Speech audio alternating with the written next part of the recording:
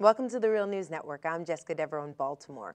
The Inspector General of the U.S. Postal Service released a white paper in January that proposes the post office provide basic banking services. The proposal gained widespread attention after it was endorsed by Senator Elizabeth Warren. Now joining us to discuss all of this is our guest, Mike Konczal. Mike is a fellow with the Roosevelt Institute, where he works on financial reform, unemployment, inequality, and a progressive vision of the economy. Thanks for joining us, Mike. Thanks for having me. So, Mike, can you just provide for us an outline of how the Postal Service can offer basic banking services, and who would it serve, really? Absolutely. So right now, there's roughly 10 million Americans who have no formal banking account, checking or savings account.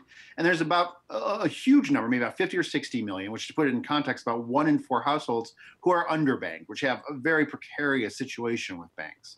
And, you need banks to get, checks cashed, to get new checks, to, engage in basic financial services. Now, historically, the post office has, for much of the 20th century, offered basic banking services. Also, many countries internationally, especially OECD countries, countries in Europe, tend to have the banks in their country, the postal services of their country, offer basic banking services. So what the post office proposed is it could do one of a couple different things. One is that could it offer something called a postal card, which is like a nice little joke, but the actual consequences would not be funny. They would actually be very serious. The post office could offer people a basic debit card, which could be topped off with money, which would have low fees and good consumer protections, and that you could use to, cash checks, to purchase things, to pay bills.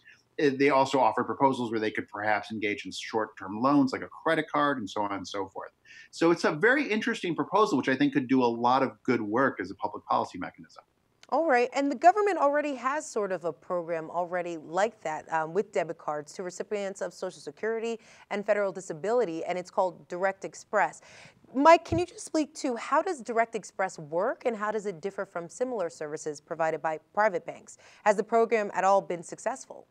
Sure. So I wrote a piece for Al Jazeera America just recently about the Direct Express program, which tried to argue that there's often been public options like this in banking, where the government, instead of just the free market determining what kind of services people get, or even a weird system of regulations that often don't work very well, the government goes out and directly ensures that people have access to safe and affordable banking products. And the biggest case of this is a program that started in 2008 called Direct Express, which is essentially a debit card. It's issued by a private bank called Comerica.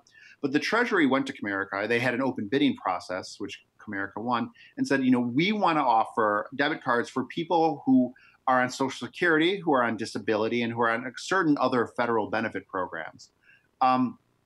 And we want to make sure that they can get their money without having to go through check cashing or payday loans or other places that offer really high predatory fees and have very unstable banking practices. We want to make sure people essentially have access to decent banking services. So Comerica came up with a schedule that was a fee schedule, or essentially a fee structure that was very strong. They were able to do this because Treasury was, instead of each person going out in the market and trying to get their own best offer, Treasury essentially bargained for 5 million people and said, we have this, 5 million people who really need banking services, and we will work hard, we will make sure that these payments go through. So, the program has very high favorable rates, like 95% of people on the program enjoy it or recommend it to other people, which is sort of unheard of. And it's miles beyond what many of these people who are, poor or have, very, very precarious economic situations were able to get on their own on the private market. So if I'm Bank of America or, I don't know, Chase Bank, and I'm hearing this and this option of having debit cards through the government, I'd be a little concerned, because this is competition, isn't it? Absolutely. And, a lot of the major banks, a lot of the big name banks that have really nice buildings and very, solid reputations, are often the same corporate structure as a lot of the payday lenders, a lot of the check cashing places, a lot of the places that have kind of sprout up in very poor communities. So even if not necessarily the fancy part of the corporate structure that does all the high-end banking or investment banking might not be directly affected, there's some part of it that would actually, that profits off all this poverty.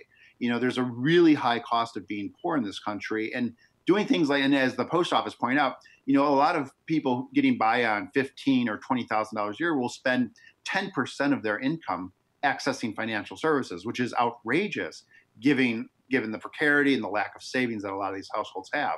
So there's a very useful and positive role.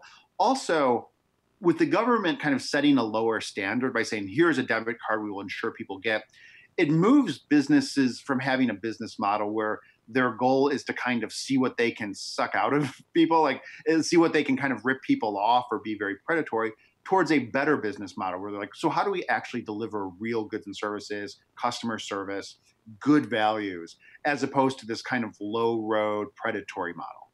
All right, Mike Konczal, fellow at Roosevelt Institute, thank you so much for joining us. Thank you for your time.